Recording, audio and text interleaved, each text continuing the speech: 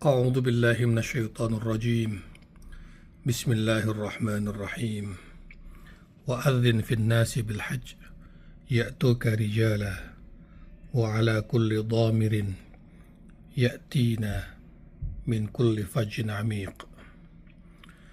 لبيك اللهم لبيك، لبيك لا شريك لك لبيك، إن الحمد والنعمة لك والملك لا شريك لك. اللهم ارزقنا زيارة بيتك الحرام، وارزقنا زيارة قبر نبيك صلى الله عليه وسلم. اللهم إنا نسألك العفو والعافية والمعافاة الدائمة في الدين والدنيا والآخرة. اللهم سلمنا من آفات الدنيا وعذاب الآخرة وفتنتهما وبليتهما، إنك على كل شيء قدير. نسأل الله العظيم رب العرش العظيم أن تشفينا وتعافينا. اللهم اشفنا واشفي مرضانا ومرضى المسلمين، أنت الشافي لا شفاء إلا شفاؤك، شفاء لا يغادر سقما. اللهم ارزقنا فهم النبيين وحفظ المرسلين وإلهام الملائكة المقربين. اللهم انفعنا بما علمتنا وعلمنا ما ينفعنا، وارزقنا علوما تنفعنا في الدين والدنيا والآخرة.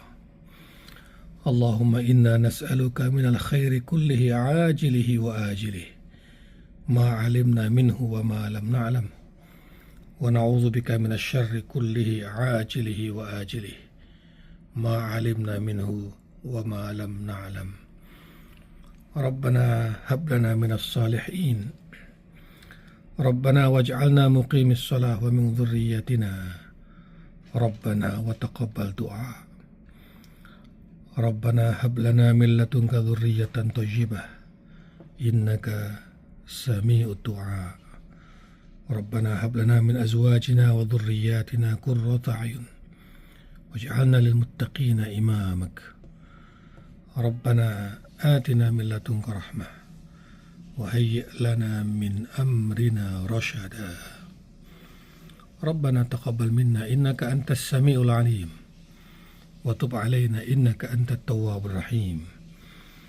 ربنا لا تؤاخذنا إن نسينا أو أخطأنا، ربنا ولا تحمل علينا إصرا كما حملته على الذين من قبلنا، ربنا ولا تحملنا ما لا طاقة لنا به، واعف عنا واغفر لنا وارحمنا، أنت مولانا فانصرنا على القوم الكافرين.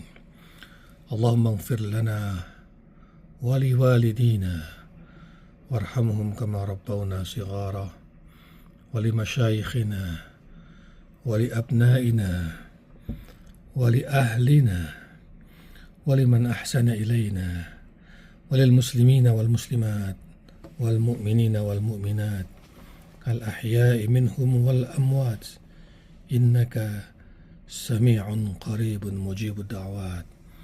يا قاضي الحاجات، يا مقلب القلوب، ثبت قلوبنا على دينك وعلى طاعتك وعلى محبتك.